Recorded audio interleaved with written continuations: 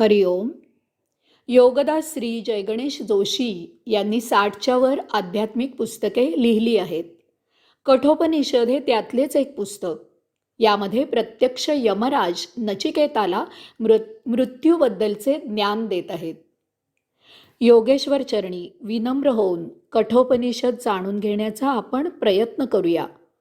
अध्याय पहिला, वल्ली तिसरी, श्लोक क्रमांक 5.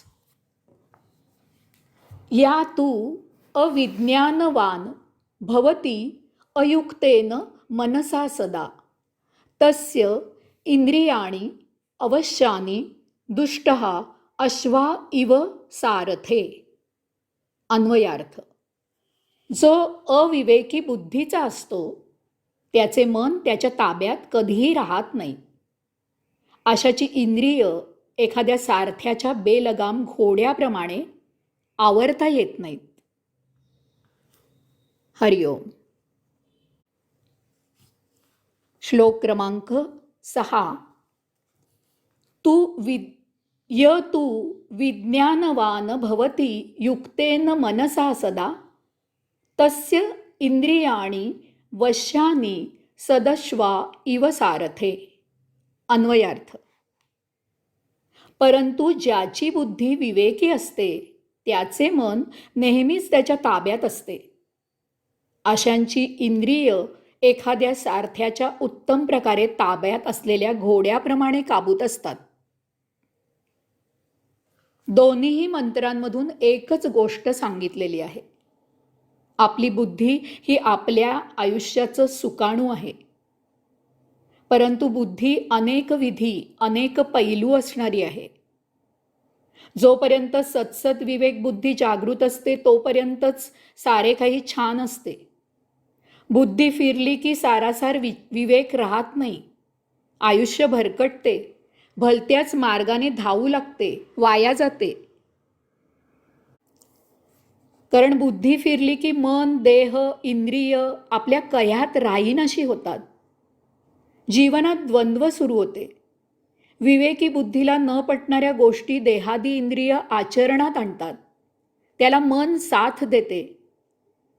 विवेकी बुद्धी सांगते दारू पिऊ नको.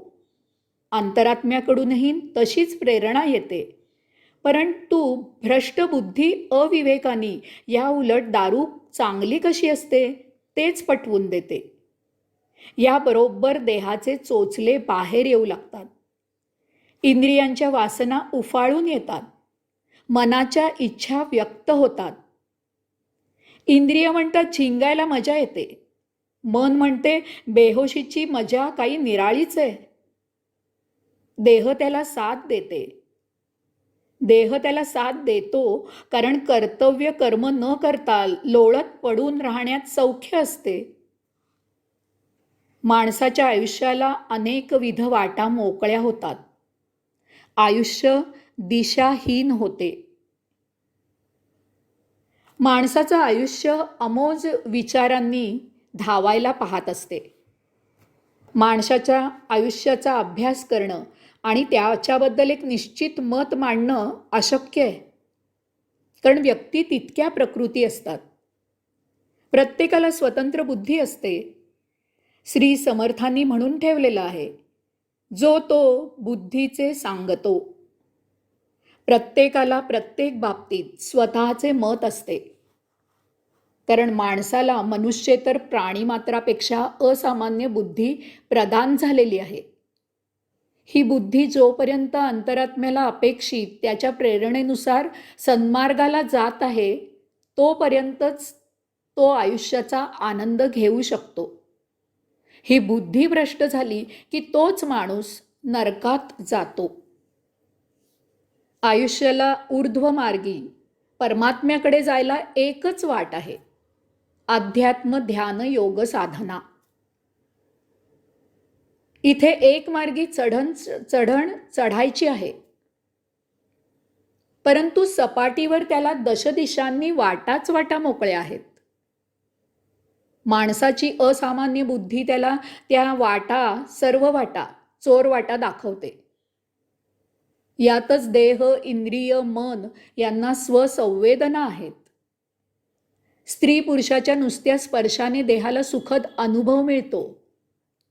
त्याचवेळी इंद्रिय निराळ्याच उद्देशाने उद्दीपित होतात. याचवेळी मन उन्मेषाने उचंबळून येते. या सर्वांची धुंदी बुद्धी अनुभवते आणि मग हे सौख्य मिळवायच्या प्रयत्नाला बुद्धी कामाला लागते. बुद्धी सारासार विचार, विवेक सारासार विचार तुटतो. अंतरात्मा आत राहतो. त्याची पुसटशी देखील आठवण राहत नाही. त्यातून अंतरात्म्याच्या सत्प्रेरणा, विवेक वगैरे स्मृतीतून डोकावू लागले तर दारू पिऊन या सत्प्रेरणा धुंदीत गाडण्याचा प्रयत्न केला जातो किंवा इच्छाशक्तीच्या रेट्यापुढे त्या मलूल होतात. तात्पुरत्या त्या मलूल होतात, गाडल्या जातातही. मग कामना पुरी करणे आणि तृप्तीची ढेकर देणे ही एकमेव इच्छा राहते. येन केन प्रकारेण ती पूर्ण केली जाते. इतर शस्त्रांप्रमाणेच बुद्धी हे देखील एक दुधारी शस्त्र आहे. बुद्धी या शस्त्राची एक धार म्हणजे स्वतःची भौतिक प्रगती करायला, भौतिक आयुष्य सुकर करायला, भौतिक जीवनाच्या चिंता न राहण्यासाठी माणसाला असामान्य बुद्धीचे वरदान आहे. याचा उपयोग करून माणसाने आपले भौतिक आयुष्य सुकर करावे, त्याच्या गरजा भागवाव्यात, त्याची चिंता मिटवावी, भौतिक जीवनात स्थैर्य आणावं आणि त्यामुळे वाचलेला वेळ, त्यामुळे प्राप्त झालेले मनस्वास्थ्य दुसऱ्या धारेच्या उपयोगी आणावे, आध्यात्मिक मार्गी सत्कारणी लावावे.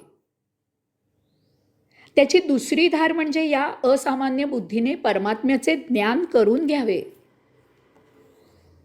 त्याला ज्ञानयोगे जाणून त्याला अपेक्षित ब्रह्माचरण आचरावे. स्वतः परमात्म स्वरूप होऊन या सृष्टीच्या लीलेचा आनंद घ्यावा, ही आहे. यात बुद्धी या शस्त्राची पहिली भौतिक धार ही दुसरी आध्यात्मिक धार वापरणे सुकर व्हावे यासाठीच दिलेली आहे. कारण खाणेपिणे, संरक्षण करणे, प्रजोत्पादन करणे आणि हे करत नसताना आरामात लोळून पडून राहणे यासाठी बुद्धीची आवश्यकता नसते. मनुष्येतर प्राणी हे सर्व करतात. बुद्धिहीन निर्बुद्ध मनुष्यही हे सर्व करतो. त्याच्या बुद्धीला चाकूसारखी एकेरी भौतिक धार आहे. कारण खाणेपिणे, संरक्षण करणे, प्रजोत्पादन करणे, आळसात झोपून राहणे ही स्वाभाविक प्रकृती आहे, नैसर्गिक ओढ आहे. ती त्या त्या इंद्रियांकडून भागवण्याचा आपोआपच प्रयत्न केला जातो आणि ती पुरी केली जाते. यासाठी बुद्धीची आवश्यकता नसते. यास्तव माणसाला असामान्य बुद्धी दिलेली आहे, त्यामागे निश्चितच वेगळे प्रयोजन आहे.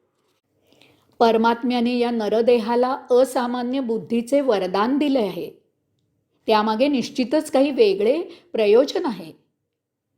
या बुद्धीने आपण आपले मूळ स्वरूप जाणावे, आपल्या आत्मस्वरूपाची ओळख आपल्याला व्हावी. या योगे या अत्यंत सुंदर सृष्टीच्या लीलेचा आस्वाद उपभोग आपण घ्यावा, आपल्यासह सर्वांनी घ्यावा.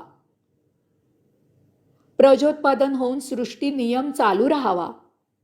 परंतु आपण ही आत्मप्रेरणा, देहादी इंद्रियांच्या वांछा, मनाच्या संवेदना, भ्रष्टबुद्धीच्या भोगलालसा जपण्यात, पुरवण्यात दुर्लक्षित केली.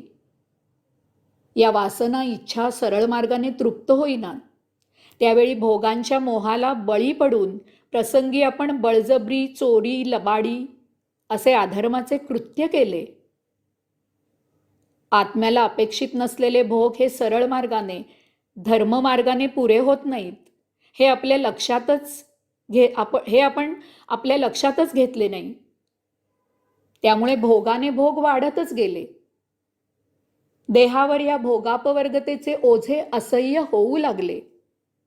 त्यासाठी हा देह कुचकामी झाला. तरीही तो दयाळू अंतरात्मा हे भोग स्वतःभोवती लपेटून ते पुरे करण्यासाठी नवीन देह धारण करता झाला.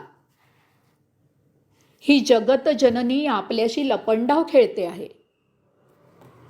आपण अधर्माने वागतो म्हणून या भौतिक विश्वाच्या मायेच्या पडद्याआड ती लपली आहे.